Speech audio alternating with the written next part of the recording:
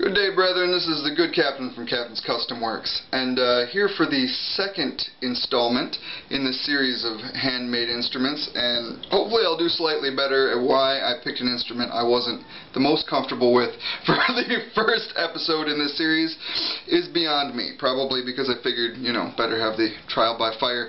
But this instrument I want to talk about today is what's known as the Donso Ngoni.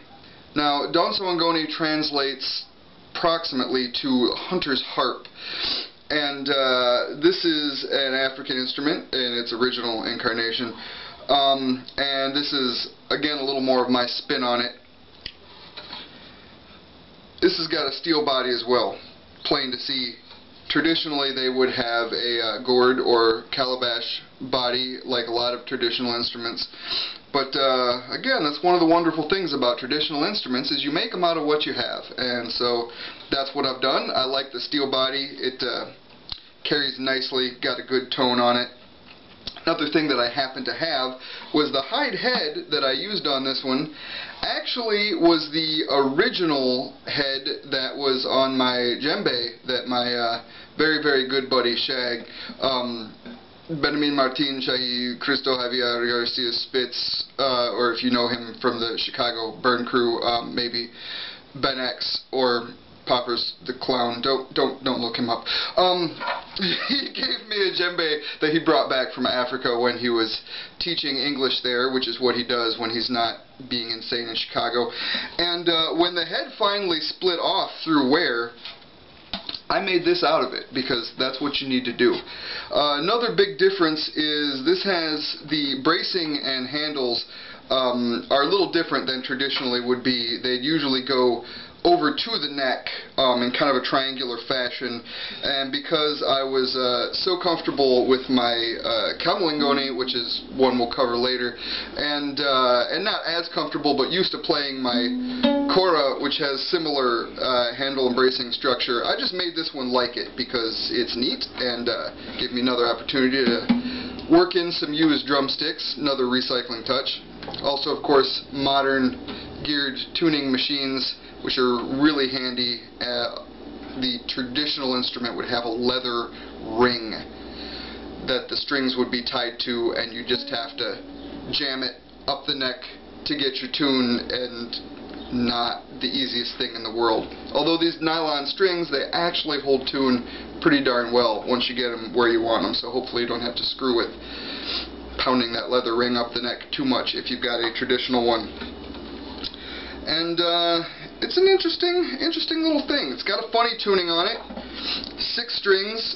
When I say funny, I just mean, you know, not what we traditionally expect out of a Western tuning, but I like it. It's got a weird, deeper bass string, and then the rest of those just go like that. And you can do a heck of a lot with it, and of course it sounds very traditional and cool, but you can play it in modern settings too. So I'm just going to riff on it a little bit. You play it like this, you might notice, held facing you, you know, in a similar to a harp fashion. I like to brace against the leg. Some guys are great, could just, you know, dance all around and move this thing everywhere, which is a great skill to have, but I haven't been playing long enough. I kind of like to keep it sturdy. Or you can sit down and hold it between the knees if you're in a sitting fashion. That's how it sounds.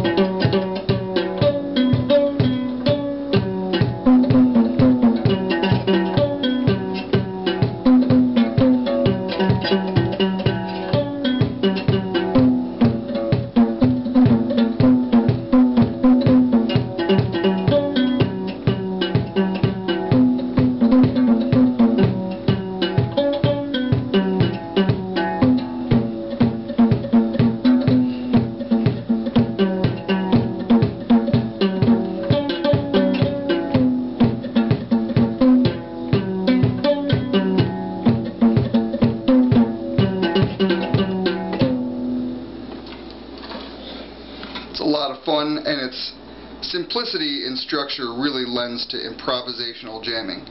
Good stuff. I can see why it's existed for so long.